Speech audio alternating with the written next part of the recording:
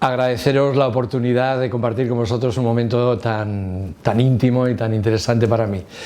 Es una pena no poderlo hacer de manera presencial y compartir en torno a una caña esta entrevista allí en Málaga, pero también tiene su aquel hacerlo desde la Universidad de Cambridge, una universidad que en educación ha tenido iniciativas tan interesantes y tan prometedoras. Deciros que para mí es un compromiso delicado hablar sobre mí mismo. Ni me gusta, me cuesta, me da vergüenza, me da pereza, pero bueno, yo espero que la ocasión lo merece y vuestra compañía tan entrañable y cercana va a hacer la situación mucho más llevadera y agradable. ¿Quién soy? Pues bueno, un conglomerado de acontecimientos, de circunstancias, de posicionamientos personales a lo largo de una historia ya muy larga y en una época muy particular y muy interesante de la historia española. Empezando por la escuela, viví una escuela muy particular. En Párvulos fui a un colegio de monjas y en primaria, que es bachillerato elemental y luego bachillerato superior, en un colegio religioso de curas, también con una orientación muy particular. La escuela era total, yo estaba medio pensionista y entraba a las 9 de la mañana y salía a las 9 de la noche, de lunes a viernes. Total, que la escuela era mi vida, allí hacíamos todo. Allí pues trabajábamos, estudiábamos, jugábamos, hacíamos nuestras correrías y las actividades extraescolares eran muy potentes, muy interesantes, fundamentalmente centradas en el deporte y centradas en educación artística. Yo particularmente elegí piano y guitarra como expresión artística y bueno, casi todos los deportes los hice, en particular balonmano, porque participé en el equipo del colegio balonmano que tenía competiciones por toda España, etc. Creo que he tenido la suerte de nacer en una familia de clase media, media alta por el estatus social. Mi padre era comandante del ejército y después llegó a coronel del ejército, entonces en la ciudad de Salamanca, que es donde ha transcurrido casi toda mi vida, aunque yo nací en Valladolid, pues un coronel del ejército ocupaba un estatus social bastante elevado. El estatus económico era mucho más restringido y mucho más apurado. Éramos 9 hermanos y entonces económicamente pues se pasaba apuros o estaba muy ajustado, con lo cual la vida tenía que ser muy austera. Eso nos enseñó actitudes, hábitos, etcétera, determinados, y culturalmente pues yo también diría que no había una cultura elevada en casa, no había muchos libros, no había revistas. Mi abuela era maestra y 2 tíos de mi padre también eran maestros, pero la familia de mi madre era rural, económicamente potente, pero culturalmente muy pobre. Pero mi familia, sobre todo mis padres, tuvieron siempre una orientación muy clara, que ellos no tenían, y querían darnos la cultura que ellos no tenían y que no tuvieron, con lo cual pues hicieron que todos llegásemos a la universidad y que los 9 sacásemos la licenciatura universitaria. En aquella época es una auténtica proeza. No llegábamos a la universidad más que el 8% de la población y no se graduaban más que el 5% de la población. Y nosotros, los 9 hermanos, nos graduamos. O sea que formamos parte de ese 5% privilegiado de la población en aquella época. La vida en casa era muy alegre, era un caos, pero mi padre como militar ponía mucha disciplina y estábamos todos pendientes de cuando venía mi padre para organizarnos, y mi madre tenía que sufrir muchísimo porque siempre amenazando con que venía mi padre, pero bueno, luego es verdad que se desarrollaron actividades, hábitos y formas muy interesantes para mí. Pues mira, yo creo que me interesaba mucho el mundo de la educación, no sé por qué, tal vez porque mi abuela era maestra y porque dos tíos de mi padre también eran maestros, y entonces mis padres hablaban mucho de ellos siempre, y yo creo que fue así. Y porque, bueno, en Salamanca no había psicología como licenciatura, sí había pedagogía, y entonces yo elegí pedagogía, aunque hice también la diplomatura en psicología. Mi vida universitaria en Salamanca fue una auténtica pasada, un alucine. La verdad es que Salamanca es una unidad, es una ciudad organizada para la universidad y es una ciudad donde se vive para la universidad y los universitarios son los reyes. Entonces mi incursión en esa vida fue asombrosa porque empecé a descubrir miles y miles de cosas nuevas, continuas para mí. Pero fue muy compleja, porque fijaros la época en que yo estoy en la universidad, desde el año 67 hasta el año 71. Entonces es mayo del 68 y es el final de la dictadura. Con lo cual, pues bueno, no me toca más remedio que vivir dos personajes, uno clandestino y uno presentable. Y los dos muy potentes, y los dos difíciles de compaginar. Y vivir una vida clandestina en Salamanca y siendo el hijo del coronel, pues es complicadísimo. Pero yo adquirí un compromiso político muy fuerte que en aquella época no fue para mí nada más que un compromiso clandestino. De tal manera que yo tenía un nombre distinto con el que se me conocía en el mundo político clandestino y bueno, pues tenía seminarios de todo tipo, de trabajo, de extensión, etcétera, y me llamaba de esa manera. Pero claro, tenía que ser muy reducido porque todo el mundo luego me conocía en mi vida presentable.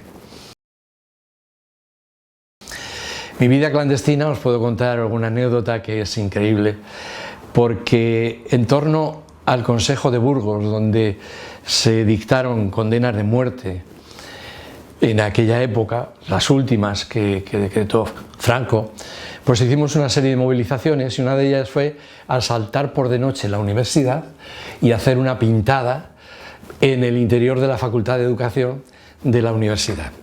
Es verdad que teníamos muy claras las ideas y solo pintábamos en aquellas paredes en blanco que luego se podían quitar y no tocamos para nada las piedras tan bonitas de Salamanca, etcétera, etcétera. Pero fue una movida impresionante porque hicimos toda la pintada por la noche y la mañana siguiente todo el mundo se encontró con la universidad pintada. Claro, toda la policía, tal. Otra era que, claro, como mi casa era muy segura, pues todos los panfletos, todas las cosas que estaban prohibidas, etcétera, tenían que ir a casa. Y un día, pues claro, mi padre había recibido algunas noticias de la policía diciendo, ojo con su hijo, que está metido con malas compañías.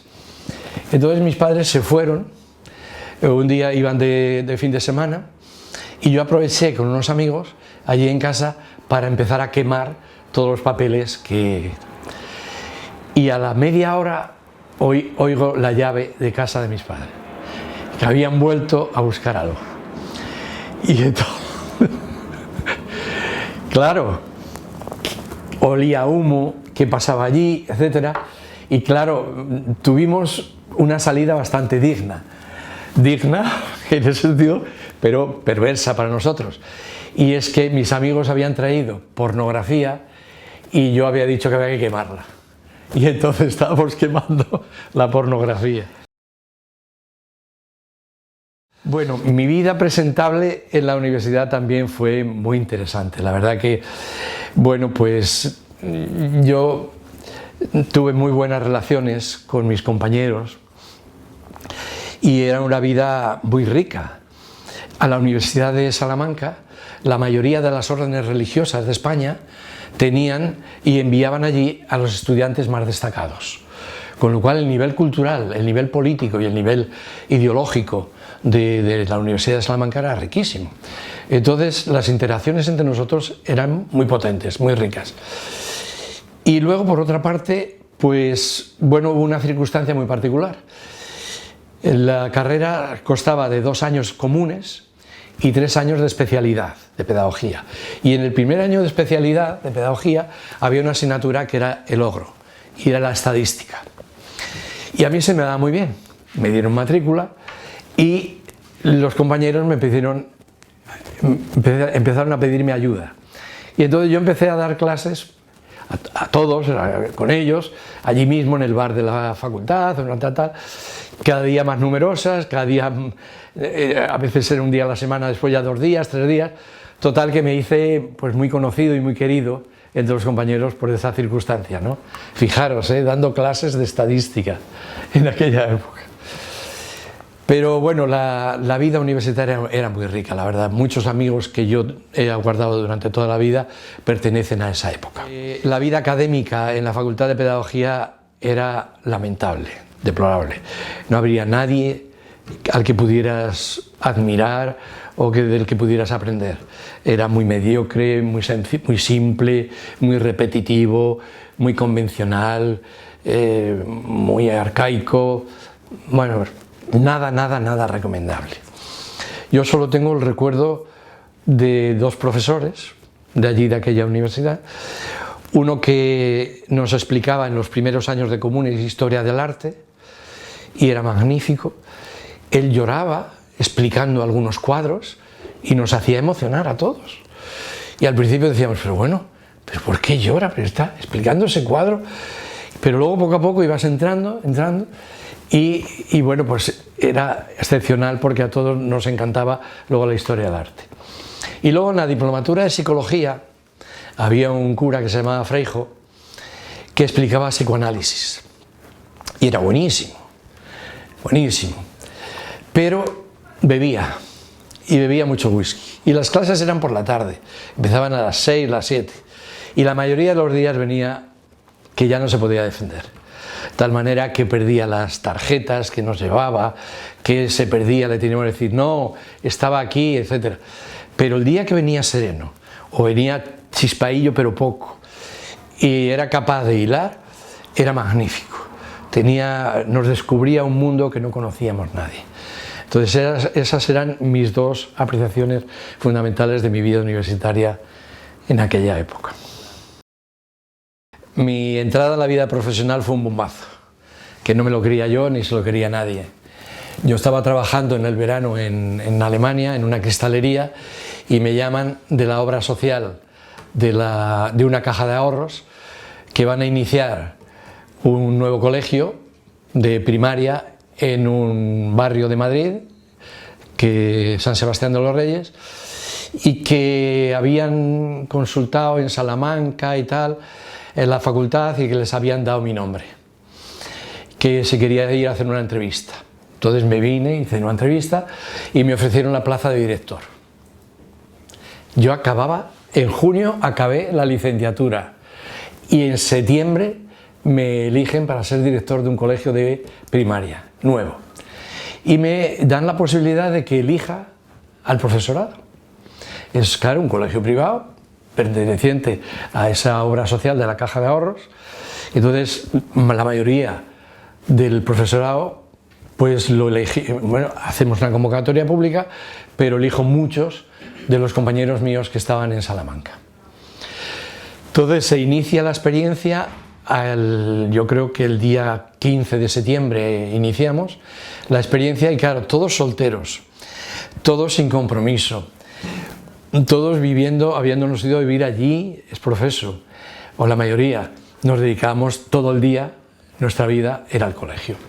Entonces, claro, aquello era una riqueza impresionante y una dedicación continua, nuevas ideas, nuevas propuestas, nuevos planteamientos, nuevos proyectos, de tal manera que los padres estaban tan encantados y los niños estaban tan encantados que nos piden que, por favor, que por qué no abrimos los sábados por la mañana, para deportes, para tal. Dijimos, vale, se abren los sábados por la mañana. No habían pasado 15 días y nos dicen que abramos también los sábados por la tarde. Abrimos los sábados por la tarde, nos dedicamos tal. Y la última iniciativa es que abramos los domingos por la tarde para hacer un cineforum para las familias. para los padres de familia. Entonces, bueno, pues la vida era riquísima, interesante, nosotros estábamos a tope, pero claro, todos teníamos 22, 23, 24, 25, 26 años, todos jovencísimos y todos dedicados a eso, nada más. Y pues, bueno, pues muy ilusionados. Y ya en el mes de diciembre viene el primer aviso. Me llama a mí de la dirección de la obra social de la Caja de Ahorros y me dice que la policía les está planteando que hay dudas con respecto a las actividades que se están haciendo en el colegio. Y yo digo, bueno, que nos digan qué actividades. Y dicen, pues un cineforum. Digo, pues sí, es un cineforum que además lo está llevando el cura de la parroquia de allí.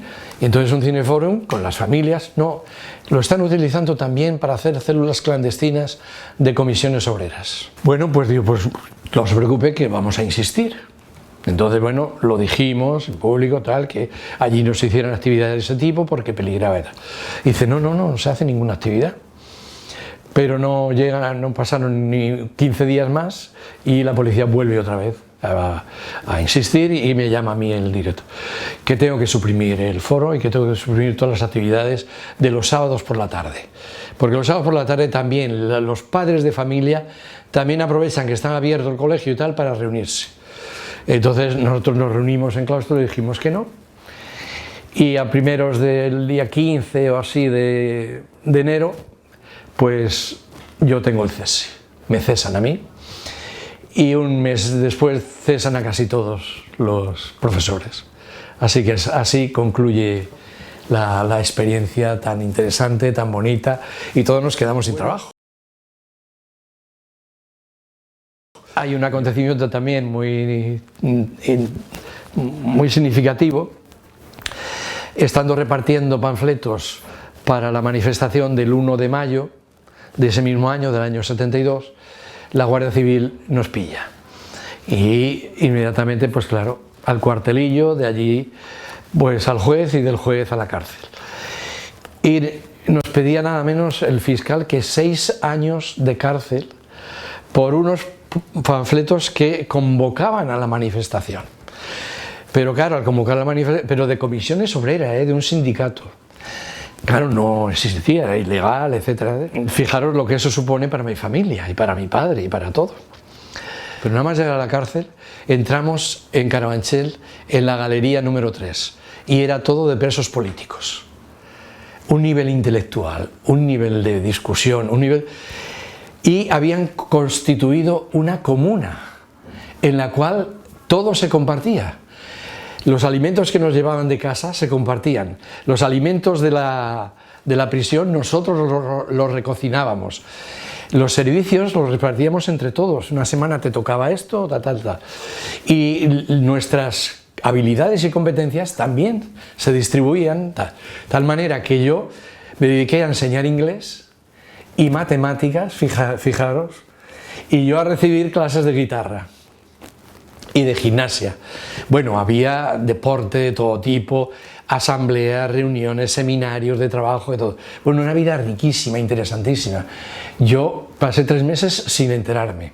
Tan es así que cuando llega mi madre a verme un domingo,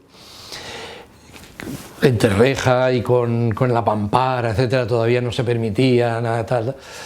Pues mi madre me ve tan sonriente y dice, bueno hijo, dime cómo estás, dime la verdad cómo estás. No disimules delante de mí que no hace falta, yo soy tu madre. Y digo, mamá, que tú no me ves bien, pero no me ves bien. Yo, claro, estaba casi hasta moreno, porque era el mes de junio, y casi hasta moreno y sonriente y tal. Digo, no mamá, que yo me encuentro bien, aquí me encuentro muy bien. Digo, yo donde lo he pasado mal ha sido en el campamento del ejército, pero aquí...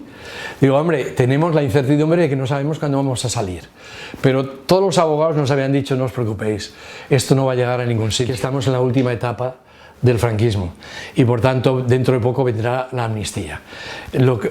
Por tanto hay que extender los trámites procedimentales y llegar a tal, y así fue. A los 3 meses nos dan la libertad provisional. Y bueno, luego después se sobresee la causa por la amnistía de la muerte de Franco. Salen plazas para educación secundaria, para institutos en Madrid. Bueno, pues presento mi currículum y la saco. Entonces empiezo a dar clases en un instituto del centro de Madrid, de lengua y literatura, y luego en COU, que era el curso preparatorio para la universidad, curso de orientación universitaria, doy clases de antropología y de pedagogía. Y bueno, genial, me encuentro muy bien, muy a gusto y tal. También sale una convocatoria pública de una plaza de profesor universitario en la Complutense y me dedico, presento mi currículum y también me la dan. Entonces empiezo como profesor en la Facultad de Ciencias de la Educación de la Universidad de Complutense. A los 3 años o 4 me presento a posiciones de titular, también la saco, para la Universidad de Salamanca. Y nos vamos, Jimeno y yo, a la Universidad de Salamanca. Jimeno de agregado, que era el grado intermedio, primero estaba titular, luego agregado y luego catedrático. Jimeno de agregado y yo de titular. Y bueno, pues vivimos otra experiencia interesantísima en Salamanca, pero nada que ver con la Salamanca estudiantil. La vida universitaria del estudiante es una, y la vida universitaria del profesor universitario de Salamanca es otra radicalmente distinta.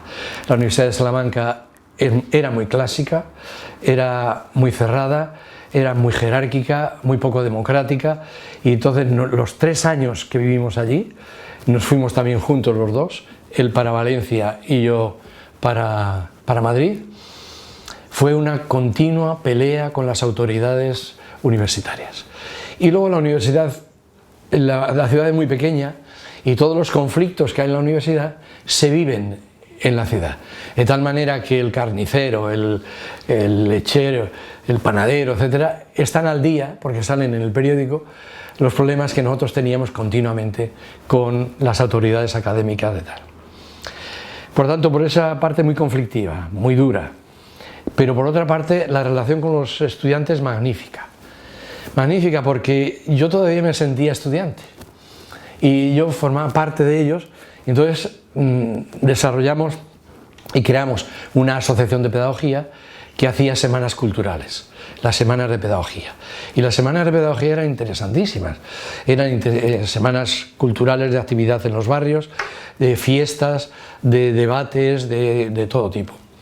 Y en uno de ellos, por ejemplo, pues trajimos a la compañía de teatro Els Joglars y bueno, incendió Salamanca, y al año siguiente trajimos a Silvio y a Pablo Milanés también al pabellón de deportes, y se llenó, y claro, con la economía que sacábamos de esos actos tan extraordinarios, pues podíamos financiar la actividad que teníamos de extensión cultural en los barrios de Salamanca. Huimos de Salamanca, tanto Jimeno como yo, él para Valencia y yo para Madrid. Y en Madrid, pues bueno, se jubila el catedrático que había, que era Pacios, de didáctica, y me toca asumir la dirección del departamento. Y también me ofrecen la dirección adjunta del ICE, del Instituto de Ciencias de la Educación. Pero salen una convocatoria de oposiciones a cátedra a la Universidad de La Laguna, me presento, la saco y me voy a La Laguna. Y allí pues me encontré muy a gusto, muy bien, bueno, pues con amigos que han durado hasta el momento actual, establecí unas relaciones muy interesantes y muy entrañables. Pero sale la LRU, y la LRU ordena de otra manera muy distinta ya la vida universitaria y la carrera universitaria, y convocan los últimos concursos de traslados. O sea que si queríamos trasladarnos a la península o a otra universidad, etcétera, teníamos que aprovechar esos concursos. Entonces, claro, yo decidí que sí, que me quería venir a la península, y había muchas universidades a disposición, porque había muy pocas plazas, había muy pocos catedráticos que se quisieran desplazar. Y las dos que yo estuve pensando continuamente fue San Sebastián y Málaga. En San Sebastián, porque era muy interesante, estaba cerca de Francia, Y entonces, pues bueno, pues para mí Francia siempre era la cultura que nosotros no habíamos tenido en España. Y porque un profesor de allí era alumno mío en el curso de doctorado de la Complutense de Madrid y yo le dirigía la tesis. Y entonces él continuamente pues estaba intentando, venga, vente Ángel, mira tal y cual. Y la otra era Málaga. Y en Málaga estaba fundamentalmente pues Pepe Esteve. Y Pepe Esteve estaba detrás continuamente de mí, Ángel, vente, mira la facultad que vamos a crear, que aquí está ya, porque el primero que debió llegar a la Universidad de Málaga fue Miguel López Melero. Y después ya llegó Pepe Esteve, Pepe Contreras y Félix. Entonces Pepe Esteve fue el que más me insistió continuamente, vente, mira qué equipo estamos, lo que podemos formar, etc. Y al final tomé la decisión de sí, de irme a Málaga por eso, por muchas cosas. Primero también por el idioma, porque aprender vasco, y yo creo que no podía ser un profesor universitario de la Universidad del País Vasco y de San Sebastián sin aprender vasco y sin poder expresarme en vasco. Y luego, claro, el problema político de ETA durante la dictadura era uno, y yo tenía mi posición, y el problema político de ETA en la democracia ya era otro, y yo tenía también mi posición. Entonces ahí yo ya sé que iba a enfrentarme bastante. Entonces decidí Málaga, y bueno, pues bendita decisión. Llego a Málaga y claro, un conjunto de personas, de amigos cercanos, muchos que habían llegado y otros que estaban llegando y que iban a llegar, que habían sido alumnos míos de la Complutense y de Salamanca. Pues estaba Nieves, Nacho, Pepe Contreras, Félix Angulo, Javier Barquín, todos esos habían sido alumnos míos, o bien en Salamanca o bien en la Complutense. Y luego profesores como Miguel Ángel Santos, Miguel Melero, Pepe Esteve, etcétera, con los cuales yo tenía una relación muy cercana. Y bueno, pues todo fue muy fácil. La acomodación a una cultura también muy rica, muy distinta a la cultura castellana mía, que era la cultura andaluza y la cultura malagueña, me sorprende al principio mucho y me satisface y me gusta también, porque es una dimensión existencial muy difícil de encontrar en la austera Castilla. Nada más llegar, pues me nombran vicedecano, me proponen ser vicedecano de la Facultad de Filosofía y Letras y se convocan las primeras elecciones democráticas a rector. Y el rector, Martín Delgado, me propone ir en su candidatura. Ir en su candidatura nada menos que de vicerrector de ordenación académica y profesorado. Todo es lo más conflictivo. Y para poner en marcha la LRU en Málaga. Y Málaga había sido y era un cortijo de Granada, cuya facultad principal era Económicas y luego después ya Ciencias, pero al principio la más potente era Económicas. No tenía ni costumbres, ni hábitos, ni normas democráticas. Y entonces poner en marcha toda una infraestructura física, legislativa, normativa, etcétera, pues fue muy complejo. Martín Delgado fue muy sincero conmigo y además me lo planteó así. Dice, mira Ángel, a ti aquí nadie te conoce. Tú tienes autoridad externa, eres catedrático y puedes poner orden en este caos, pero te vas a quemar. Porque, claro, nadie va a querer, a nadie le van a gustar las medidas que vas a adoptar. Bueno, pues dije, vale, pues entonces lo acepto, pero por un tiempo muy limitado. Nada más de un año. Dice, es que en un año no hacemos más que los estatutos. Y luego nos tenemos que presentar otra vez para refrendarlos. Y para, vale, pues te acompaño la segunda y a los 2 años después ya me voy. Cuando esté consolidados los departamentos y tal. Bueno, pues es verdad que de allí surgieron filias y fobias de todo tipo. Y que duraron algunas explícitas y otras ocultas, que han durado pues todo el tiempo de mi vida. Tuve compromiso también de gestión universitaria, siendo vicerrector en la Universidad Internacional de Andalucía, vicerrector de ordenación académica y vicerrector de investigación, y también colaborando con el Ministerio, primero como asesor en el primer Ministerio de Educación del primer gobierno socialista de España, y después colaborando con dos consejerías también socialistas, la de Educación, la andaluza y la de Cantabria. Y en la de Cantabria mi participación y mi relación ha sido tan estrecha y tan continuada que empezó en aquella época y sigue hasta la actualidad. También asumí el cargo de gestor de investigación educativa en el Ministerio, en Madrid, durante 3 años. Y por último, una experiencia interesantísima que se frustró. Fui nombrado en el año 2015 presidente académico de la Comisión Gestora de la Universidad Nacional de Educación, en Ecuador. Se crea una universidad nueva desde cero, solo y exclusivamente de educación, para potenciar la formación de los docentes y transformar la educación ecuatoriana. Era un sueño, era una fantasía que se hacía realidad, donde desde cero podíamos nombrar, podíamos elegir profesorado, seleccionar de todas las facultades del mundo, etcétera, hispanoamericanas, españolas, francesas, portuguesas, de todo, para poner en marcha un modelo de formación del profesorado que yo nunca había tenido la oportunidad de hacer en España, ni siquiera en Málaga, a pesar de haber iniciado un proceso tan interesante y de haber construido un departamento de relaciones que a mí me parece que fueron tan fructíferas y que han durado 40 años. Bueno, pero allí teníamos esa posibilidad. La comisión gestora la formábamos 5 académicos, 2 latinoamericanos, 1 de Estados Unidos y 2 españoles.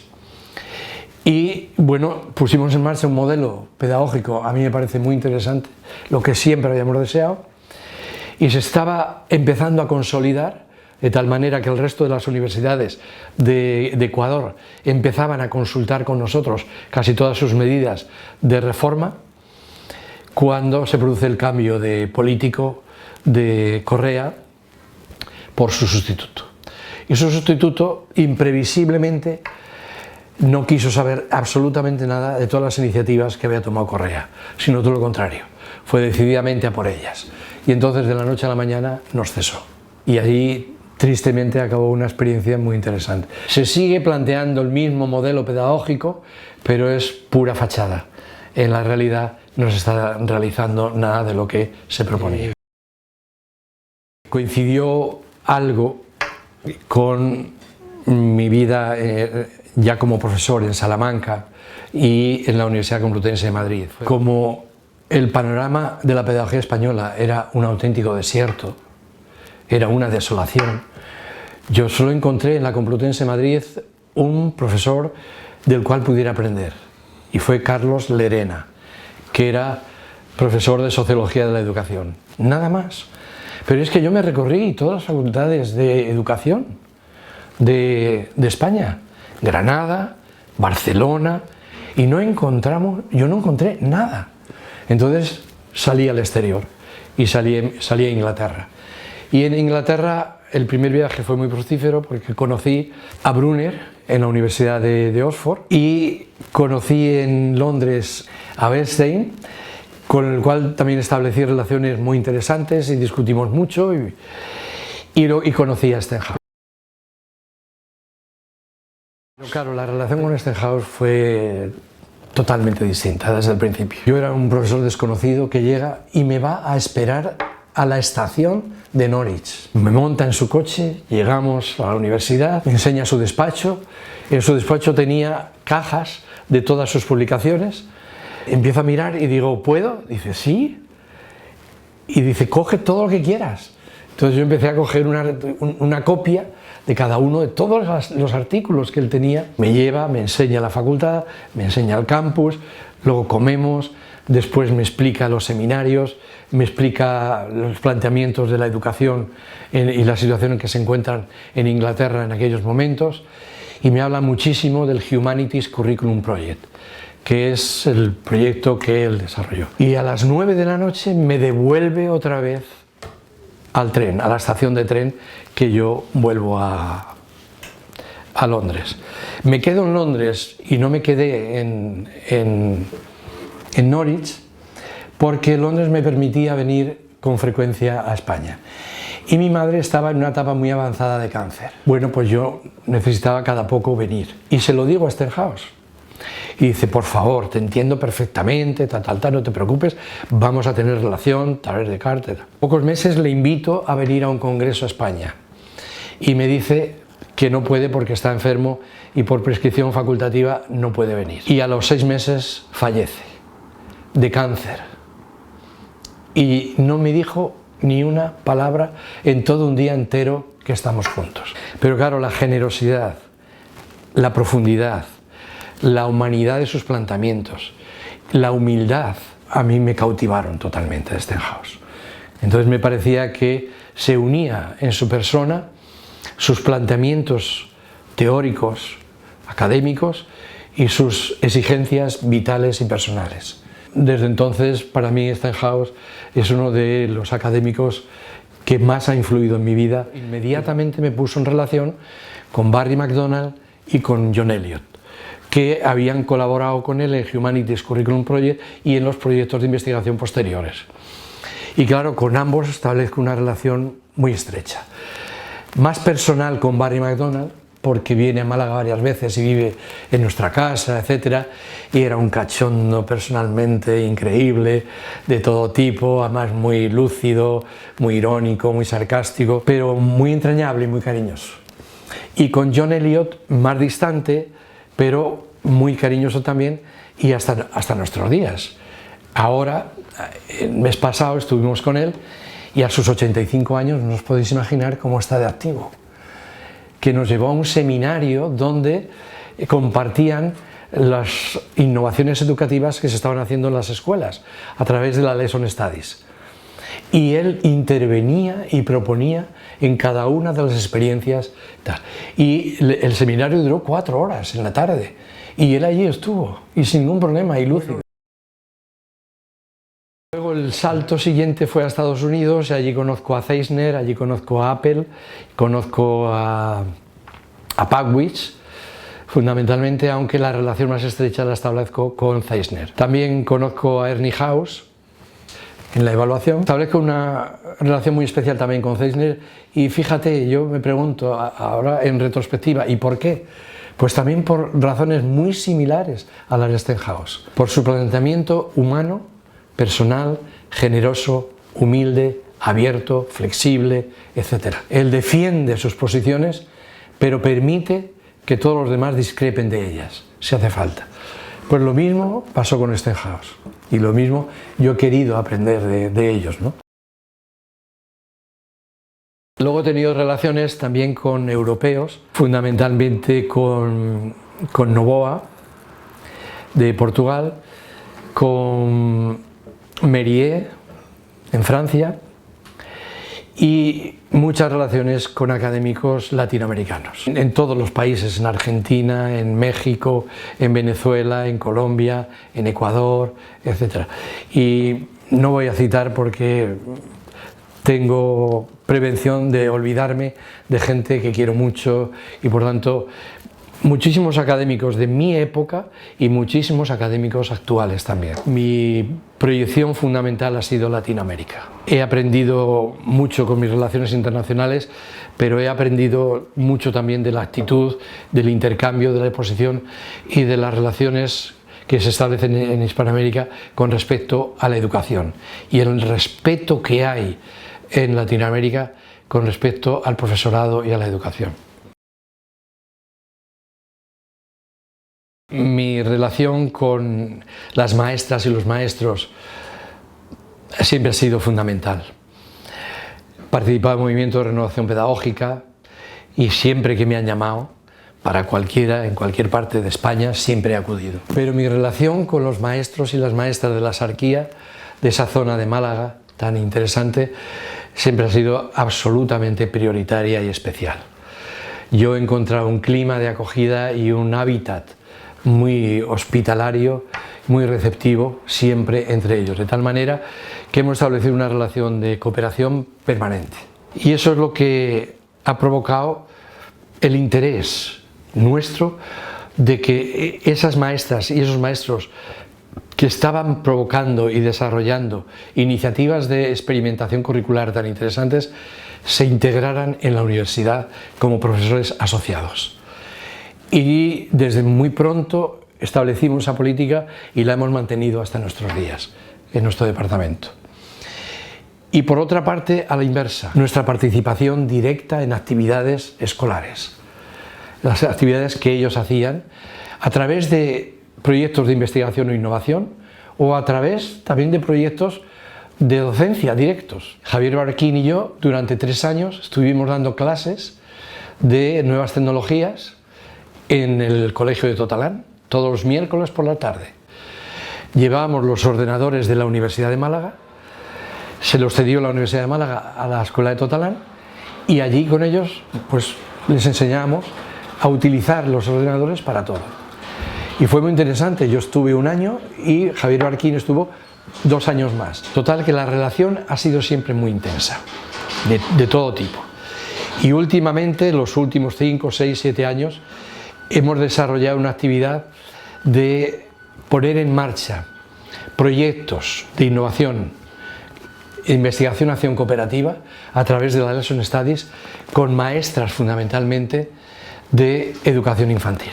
Y la experiencia no ha podido ser más satisfactoria para nosotros y para ellas. Por tanto, mi enorme agradecimiento a todas las maestras, a todos los maestros de toda España, pero de manera muy particular y personalizado en las maestras y maestros de la Sarquía de Málaga.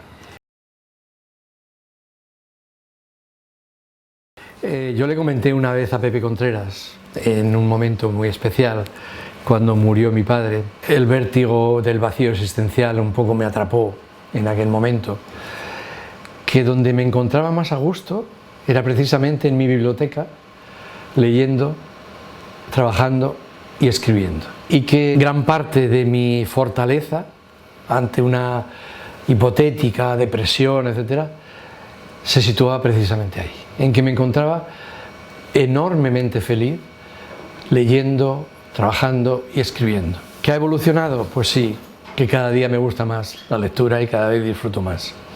Y que no tiene que ver nada las rutinas materiales de ahora con las de antes. Un ejemplo, la primera casa que yo me puedo construir en el año 88 es unas dependencias en torno a una gran biblioteca. Esa era mi casa. Claro, yo no tenía pensado en aquella época tampoco tener familia, entonces físicamente la zona más digna de toda la casa, más amplia, más grande, más extensa, era la biblioteca. Y allí tenía yo mis 4.000 o mis 5.000 volúmenes que yo me entretenía y disfrutaba. Estaba también el piano y estaba también la guitarra. Y ahí era un poco el ámbito de mi cueva particular. Después de 3 traslados que hemos hecho, después de casarme, de tener familia, de disfrutar enormemente con mis hijos, etc., la configuración de mi casa actual no tiene nada que ver. El espacio mío de lectura propio es una silla reclinable que le llaman de gravedad cero, donde puedo ponerme sentado hasta tumbado, que llevo al jardín, que llevo al despacho, que llevo donde quiera, y allí con mi Kindle, todo lo que leo lo leo en el Kindle, todo. Y claro, porque me permite leer, me permite subrayar, me permite comentar y me permite exportar. Y todas las exportaciones de todos mis comentarios y de todo, ahora últimamente los llevo al Mascudea. Y el Mascudea es el que me ayuda a hacer la categorización más precisa de todo. ¿Qué ha ocurrido? Que esta manera de trabajar incrementa exponencialmente la información que recojo y la información que tengo que acumular, que tengo que categorizar, que tengo que relacionar, etc. Y sin el MASCUDA sería imposible. También es un chivato, porque el MASCUDA ahora me dice todos los libros que he leído, cuáles son las categorías en las que yo incido mucho más y mucho menos, por qué, etc. Y claro, me hace una radiografía de cuáles son mis preferencias actuales de ese ámbito. Con respecto a los libros, pues os podéis imaginar, voy a hacer una selección que quizás no son los más importantes, pero son para mí los que han tenido mayor significación, y sobre todo en mi primera etapa, en mi etapa de formación inicial. Y también os van a sorprender algunos, porque bueno, pues así es, y si es así hay que decirlo. El primero es Eros y civilización de Marcuse, un libro que yo llevaba a todas partes, que me sorprendió muchísimo y que me introdujo a una cultura muy distinta. Malestar de la cultura de Freud. El tercero, que me acaparó totalmente y es muy extraño, porque casi muy poca gente lo conoce, Biología y conocimiento de Piaget, juntamente con Adaptación vital y psicología de la inteligencia. Bueno, pues yo creo que ese libro es el que ha amueblado mi cabeza en el ámbito de la psicología, de la sociología, de la pedagogía, de la educación y de la biología, porque es una perspectiva muy amplia, ya en aquella época, de lo que significaban las relaciones complejas del ser humano, su dimensión biológica, psicológica, social, cultural, etcétera, etcétera. Entonces, biología y conocimiento para mí fue clave. Luego, la estructura de las revoluciones científicas de Kuhn y la teoría general de sistemas. Y uno que os va a sorprender mucho y que tiene también su anécdota es El Capital de Marx. Yo hice las milicias universitarias y en aquella época de clandestinidad mía de estudiante en la Universidad de Salamanca, en cuarto, las milicias teníamos ya el primer campamento, que teníamos que ir el mes junio, julio y agosto a un campamento para hacer la instrucción militar. Bueno, nos daban los fines de semana libres y en Salamanca yo tenía de manera clandestina un seminario de formación marxista. Y el libro que teníamos que leer y que teníamos que debatir era El Capital. Y yo digo, ¿cómo voy a meterme yo con El Capital ahora? Y eso...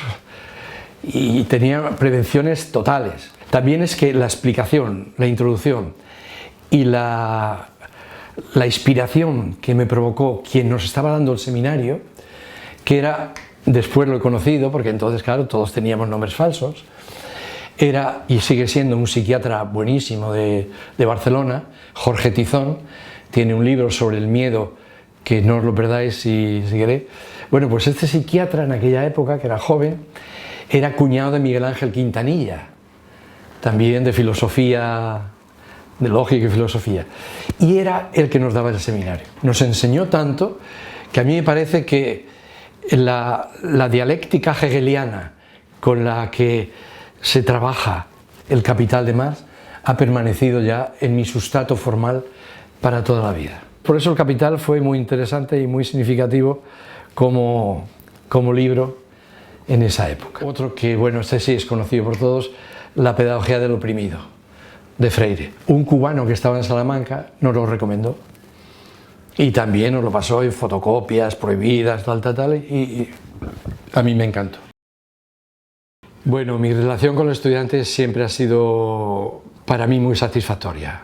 Creo que para ellos también. Ha cambiado, evidentemente, porque yo he cambiado mucho de aquella época, donde yo me sentía un estudiante más y trabajaba con ellos y tal. Luego, claro, la vida me dio palos y tuve alguna serie de problemas por tener una relación tan estrecha y tan cercana a los estudiantes. Cada vez, aunque he mantenido ciertas distancias, la relación mía con los estudiantes ha sido muy satisfactoria, de tal manera que a mí lo que, después de la lectura y la escritura, la actividad académica que más me satisface, sin duda, es la docencia. Parece que es un reto continuo, en cada etapa, en cada año, etc. ¿Qué hacer este año para provocarles interrogantes?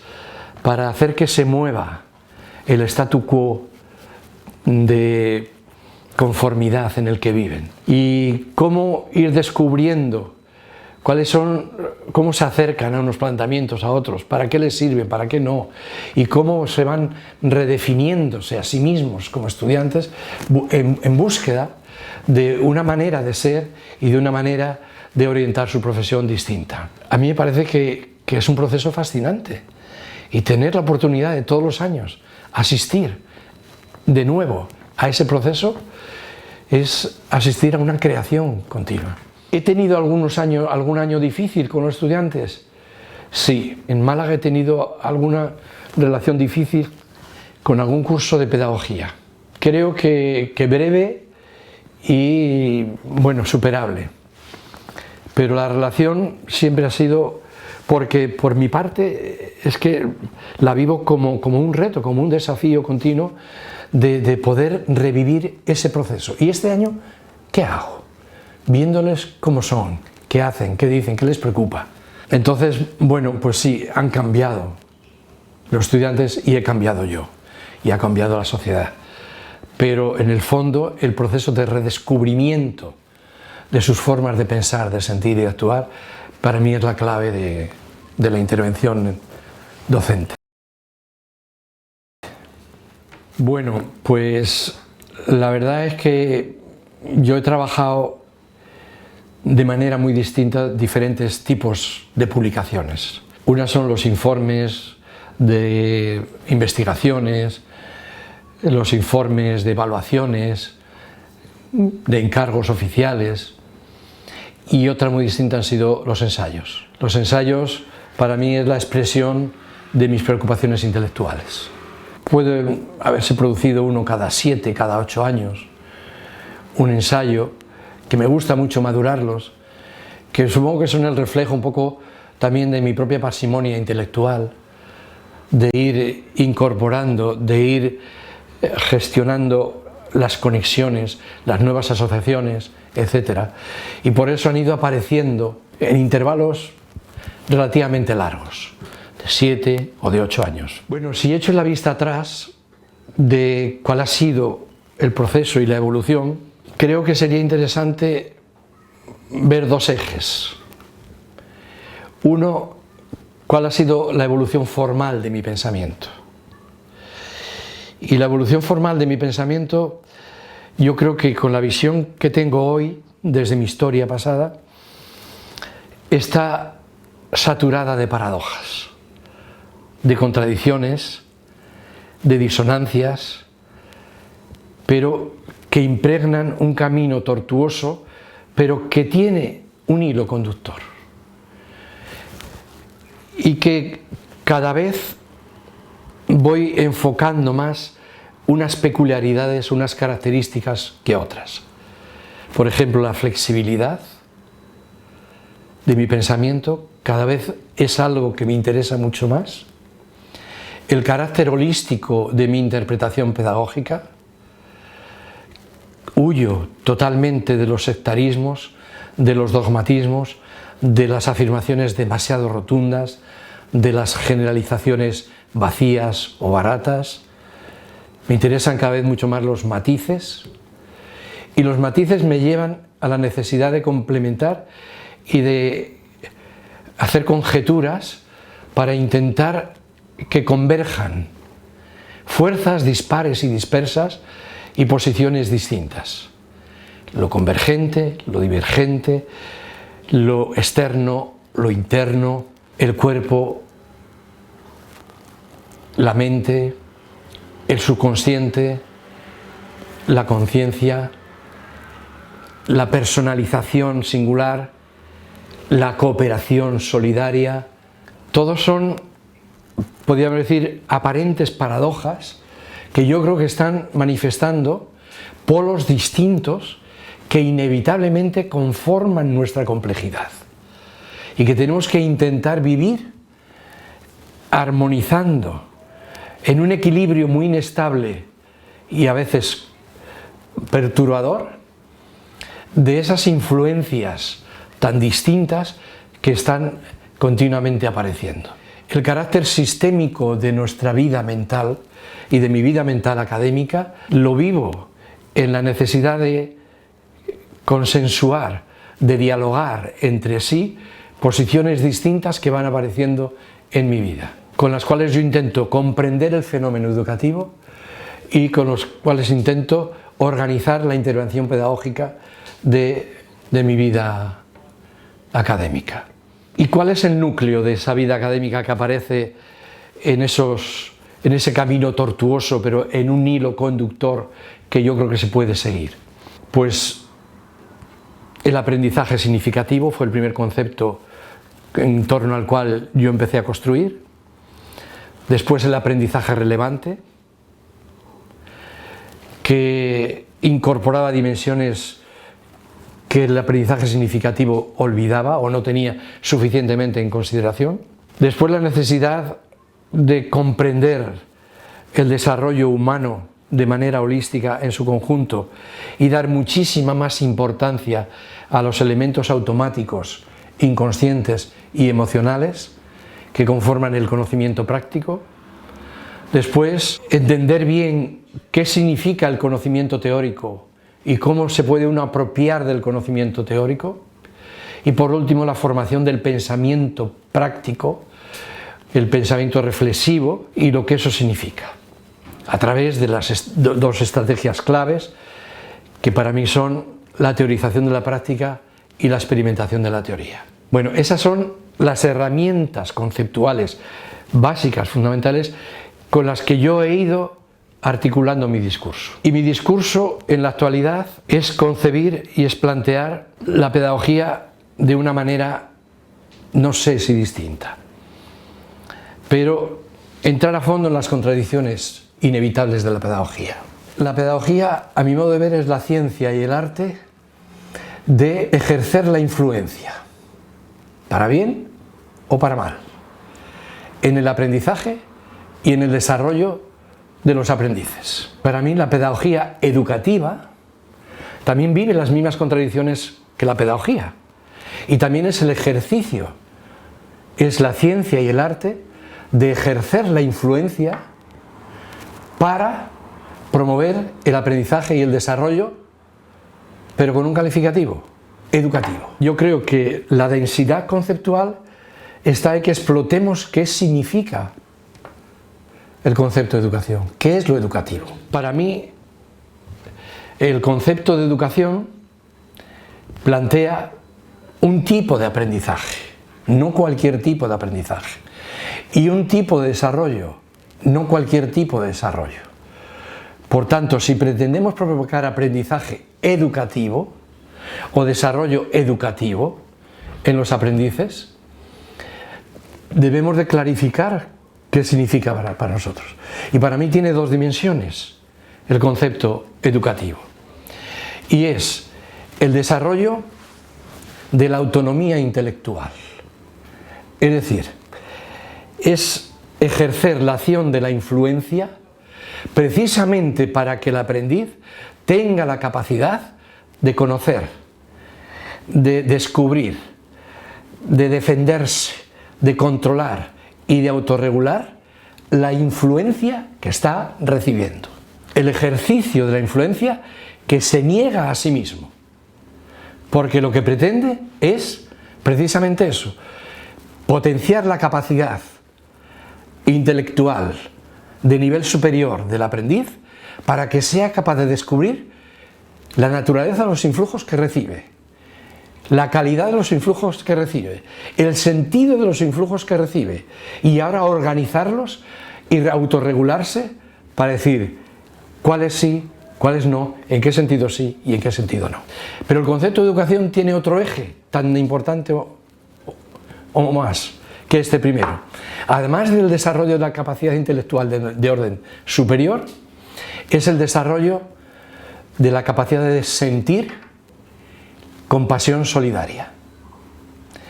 Es decir, entender que el ser humano somos seres sociales, que no podemos resolver los enigmas y los enormes problemas que plantea la vida humana y mucho más en la actualidad sin la cooperación, sin la solidaridad entre todos. Y por tanto es necesario desarrollar en las nuevas generaciones, además de la capacidad cognitiva e intelectual de descubrir, el desarrollo de la sensibilidad, de la compasión afectiva y emocional, de querer compartir, de querer descubrir con los demás y querer organizar con los demás la mejor manera de entender la vida para el bienestar de todos. ¿Cuál sería una pedagogía educativa? Aquella que ejerce la acción de la influencia para poner a disposición de los aprendices su capacidad de pensar, sentir y actuar conforme a la autorregulación y la toma de decisiones libre, consciente y deliberada por dónde quiero ir, hacia dónde quiero ir en mi vida personal, en mi vida social y en mi vida profesional. Bueno, yo tengo una opinión muy penosa al respecto, en el sentido de que yo creo que el capitalismo académico está arruinando esta pedagogía que hemos comentado y que planteo. Está arruinando el aprendizaje en profundidad, está arruinando el aprendizaje educativo, está arruinando la enseñanza y el tratamiento educativo. ¿Por qué? Porque no cumple ninguno de los dos ejes que antes hemos planteado. Primero, porque el capitalismo educativo propone primar la cantidad sobre la calidad. Y al primar la cantidad sobre la calidad, bueno, en investigación, y en eso lo tienen clarísimo, en las evaluaciones de la NECA, etcétera, es tener cuántos JCRs tienes, independientemente de la calidad que tenga, de para qué sirva, etcétera. Bueno, pues primar la cantidad sobre la calidad arruina el aprendizaje educativo. No se puede profundizar, no se puede acudir a la significación de lo que significan los intercambios del individuo con la naturaleza, con las personas, con los artificios, con las ideas, etcétera, etcétera. Hemos dicho claramente que construir el pensamiento práctico de los individuos, de los seres humanos, requiere unir la reflexión y la acción. Y requiere convertir el conocimiento en experiencia. Solo cuando convertimos el conocimiento en experiencia, apropiado por cada uno de nosotros, podemos plantear el desarrollo de la autonomía del individuo. Y el desarrollo de esa autonomía del individuo, tanto para el aprendizaje educativo como para la pedagogía educativa, requiere experiencias de asombro y de sorpresa, experiencias de descubrimiento, experiencias de solución de problemas, experiencias de imaginación creativa, de alternativas de la realidad y experiencias de transformación real de la realidad. Este tipo de experiencias vitales, que son las que componen el eje de la pedagogía educativa, si primas la cantidad sobre la calidad, si primas la apariencia sobre el sentido, se arruinan. Por tanto, en todos los ámbitos en los que el capitalismo académico hunde sus raíces y sus uñas, está arruinando la posibilidad de una pedagogía educativa. Ahí tengo dos planteamientos muy diferentes y distintos, ¿no? Uno es la aproximación burocrática que hacen muchas revistas y muchas agencias de evaluación, etcétera, que se rigen por ese capitalismo que habéis denominado académico. Entonces ahí lo tengo muy claro. En su mentalidad no puede entrar una investigación cualitativa que precisamente lo que prima es la calidad sobre la cantidad, el sentido sobre el número. Pero de una manera más amplia, yo diría, la defensa de la investigación cualitativa está no en esas estructuras burocráticas que a lo mejor no tienen solución, pero sí en el intercambio académico entre nosotros, más rico, etcétera, con todos los académicos, también con los cuantitativos, etcétera, etcétera. Yo creo que está precisamente en el rigor, en la seriedad y en la profundidad de nuestra investigación cualitativa. Si nosotros somos capaces de hacer investigación cualitativa seria, de todo tipo, utilizando todas las herramientas, desde las biografías, las narrativas, los estudios de casos, las comparaciones, los grupos focales, todos, pero con seriedad, es decir, haciendo el seguimiento de las evidencias que nosotros también aportamos, no hay o no debe haber ningún problema de podernos entender. Los cuantitativos recurren a unas evidencias y nosotros debemos recurrir a otras evidencias, pero debemos de también situar las evidencias que nosotros detectamos, descubrimos y valoramos, que tienen que ver más con la narración, con las voces más calladas, etc., pero que son evidencias. Creo que la generalización que se hizo en su día de la investigación cualitativa pues fue muy barata y hizo mucho daño. Pero una investigación cualitativa en seriedad yo creo que será respetada entre todos nosotros los académicos serios. Otra cosa es que, ya digo, las instituciones burocráticas funcionen con otros parámetros, con otros criterios y con otros baremos. En el planteamiento que creo que yo compartí al principio, cuando generé el grupo de investigación en el que participaban en principio todos los profesores del departamento, solo había un único grupo al principio, pues yo creo que había dos actitudes básicas, o tres podemos decir. Una, la seriedad. Dos, y el rigor. Dos, la apertura y flexibilidad. La libertad para participar o no.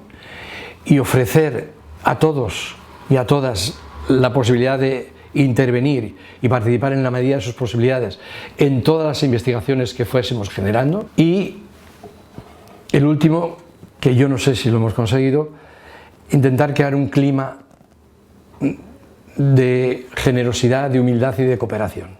La universidad es muy complicada, está claro, y la vanidad y los egos juegan un capítulo fundamental. Y a mí me parece que en los grupos de investigación, en los grupos de trabajo conjuntos en la universidad, tenemos que intentar controlar los egos y la vanidad. Ese grupo se dividió normalmente, porque claro, hay diversas temáticas, diversos intereses, diversas personas, etc. Pero el grupo nuestro central que continuó, creo que esos hábitos y esas costumbres deberíamos de mantenerlas. Controlar los egos, promover la flexibilidad y la apertura, invitar a todos a que participen en las investigaciones que cada uno vaya generando o eligiendo, y luego, pues bueno, actuar con rigor. Nuestra investigación cualitativa requiere mucho rigor y mucho trabajo. Acordarme de aquellas personas que a lo mejor no han podido estar en el número. Y qué curioso, fíjate, son tres Pepes. Pepe Esteve, que falleció hace unos años, que yo tengo mucho que agradecerle porque fue el que realmente me convenció uno de los que me convenció para venir a Málaga, y con el cual pues tuve muchas oportunidades de debate, de vida cotidiana y de académica también. El segundo creo que es Pepe Contreras, que hace unos meses me llamó disculpándose porque tenía una situación personal y familiar muy complicada y que la verdad que no le salía nada, que cuando se ponía a escribir, etcétera, y que ahora necesitaba reposo y que por tanto que no iba a poder participar. Y el tercero es Pepe Jimeno, una persona entrañable para mí, que bueno, con Pepe Jimeno pues he formado durante mucho tiempo mi pareja pedagógica, mi pareja académica. Hemos compartido ilusiones, éxitos, fracasos, frustraciones, y hemos compartido debates muy interesantes sobre posiciones a veces convergentes y a veces discrepantes entre nosotros, pero nos hemos sabido entender y escuchar y plantear mutuamente lo que pensamos y decimos. Y bueno, hemos colaborado en algunas obras que para mí me parecen definitivas y que solo lamento que últimamente no hayamos podido hacer la segunda versión de comprender y transformar la enseñanza. Porque la primera versión es de hace más de 20 años y nuestras posiciones pedagógicas y didácticas han cambiado y deberíamos, pero no hemos tenido la oportunidad o no hemos sabido o nos ha desbordado de hacer esa nueva, porque a mí me parece que en colaboración las cosas siempre ganan y se enriquecen. Y mi colaboración con Pepe ha sido extraordinaria, yo le tengo mucho cariño y lo único que deseo y lo único que espero es que tenga fuerza suficiente para superar este momento tan difícil que está atravesando, con esa enfermedad tan grave que está viviendo y que espero que tenga la capacidad de superarla. Pues recordar a todos los profesores y profesoras del departamento y del grupo de investigación que nos han abandonado, que ya no están con nosotros y que con los cuales también compartimos momentos decisivos, importantes y satisfactorios. Pues no lo sé, eso la verdad que no lo sé. Yo estoy satisfecho fundamentalmente de mi actividad docente, como antes decía, de mis relaciones con los estudiantes, y espero que eso pues haya sembrado semillas que germinen a su manera, distinta, diferencial, cada uno como le parezca, y luego tal vez haber sembrado también la semilla de lo que me parece que es el espíritu de la investigación científica.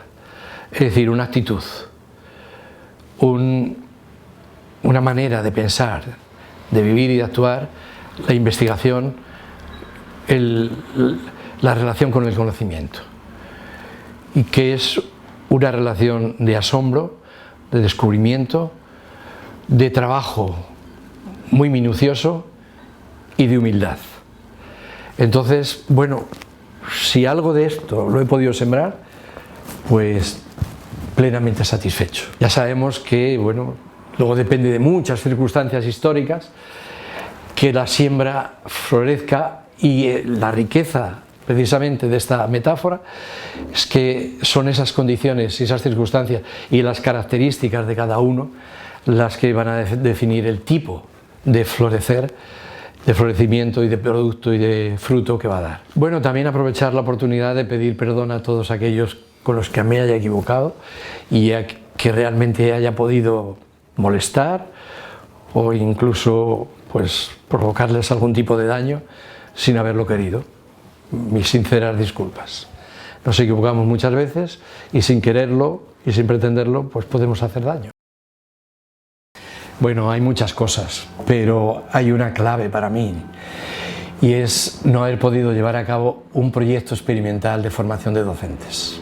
Aunque fuera a escala reducida y en un grupo, como proponíamos en su día en infantil, cuyo proyecto estaba perfectamente ya delineado y no se pudo llevar a cabo por problemas internos en la facultad y por problemas externos en el rectorado. Entonces yo creo que teníamos las mimbres para hacer ese gesto y deberíamos haber sido valientes para haberlo desarrollado. ¿Qué mejor que nosotros, desde Málaga, con ese equipo, con esa trayectoria, con ese bagaje intelectual académico que tanto hemos predicado, haber sido capaz de haber practicado esa nueva forma de entender la formación de los docentes? Bueno, mi más sincera enhorabuena, de verdad. Es para mí una alegría estar con vosotros y disfrutar y sentir lo que estáis haciendo y lo que estáis desarrollando. Sé que supone un esfuerzo inmenso, un trabajo descomunal. Sé que os encontraréis en momentos con el deseo de dejarlo todo, pero tomarlo como un regalo que hacéis a la generación nuestra, la de los mayores. Y pensad que muchos de nosotros quisimos, deseamos y pensamos hacer eso.